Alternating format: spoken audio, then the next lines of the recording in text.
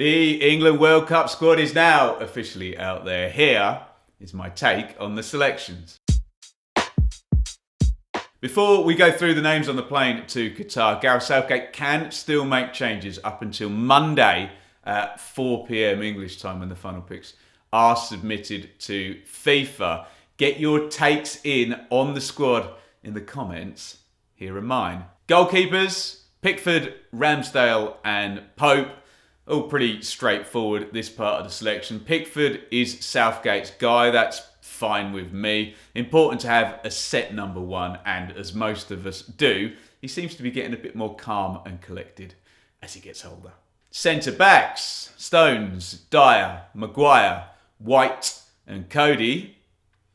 I agree with this. I think it needs to be 5 dedicated centre backs in the squad to have the necessary cover if a back 3 is the way we're going to go. Kyle Walker is, of course, able to be a 6th centre back. I've put him in the fullback pot, though.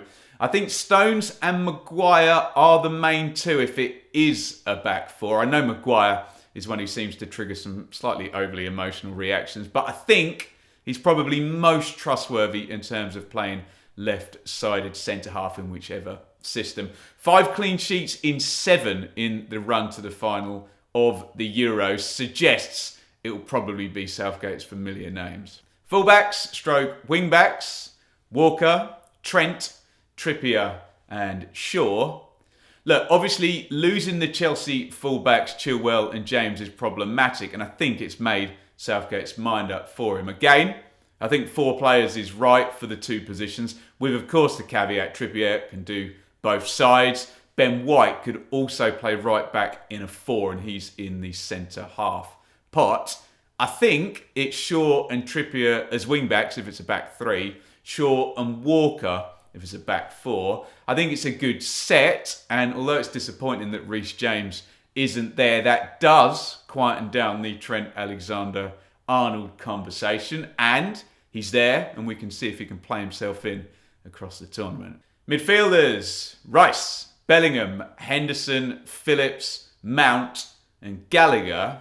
So we're talking the players here who would play in orthodox midfielders role, the 2 in a 4-2-3-1, the 3 in a 4-3-3, or the 2 in a 3-4-3. I don't think we'll get a 3-5-2. And maybe we should, because this is probably the most important area and the one England have fallen down during the past couple of tournaments in. And going back further than that, really, can we have a situation where England control a game from midfield by keeping the ball, not sitting back, not counter-attacking, not playing on the front foot, but can we control the game?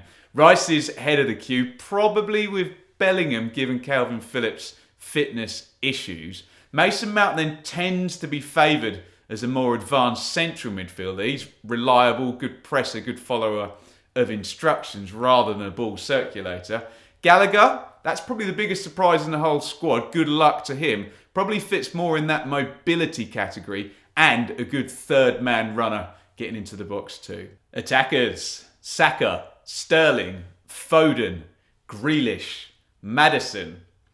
Great options in this area. So much variety. Saka has got that style and versatility. Sterling runs into the box. Good goal scorer too. Foden, great quality from the left. And then 2 X-Factor players in Grealish and Maddison.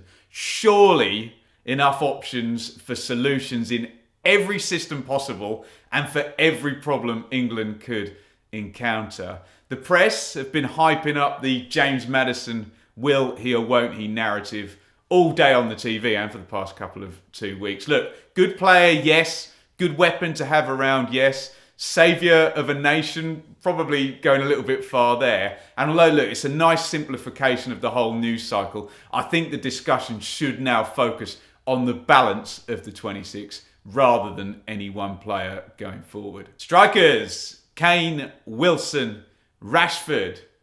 Look, it's not going to be a front 2 knowing Southgate. It will be Harry Kane up top. I've popped Rashford in here, but he could go in the other pot, frankly, as an inside forward. I think we all trust Kane, don't we? He scored plenty over the past 2 tournaments. He does need support up there and the team not to get sucked too far back behind him, although that's not his fault.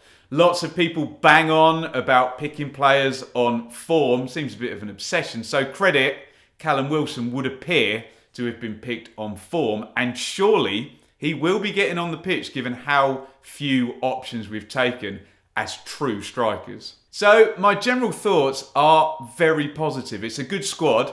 The headlines will be Maddison and Trent in, which is good in calming down the big obsession around their selection. Now they're in though, you know that the next clamour is going to be for them to play and then to start.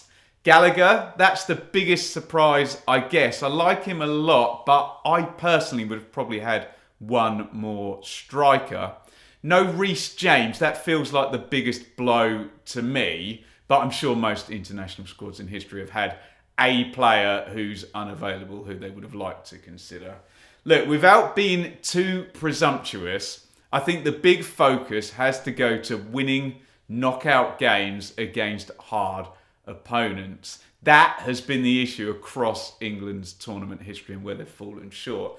I think defensively, I have to say I think we have been good enough, and people tend to obsess on the three at the back and just look at the number of defenders as a problem. But I don't think that's the reason why Croatia and Italy were able to beat us. I think in both of those games, it was the midfield. It was Brozovic, Modric, Rakitic, and then it was Jorginho, Barella and Verratti controlling the general flow of the action. And with possession then came pressure, and ultimately we buckled.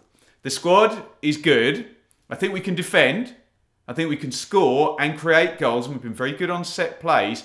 Can we, again, select a team that in those horrible, tense knockout games can maintain a sense of control and composure? Can they keep their heads? Can they keep the ball?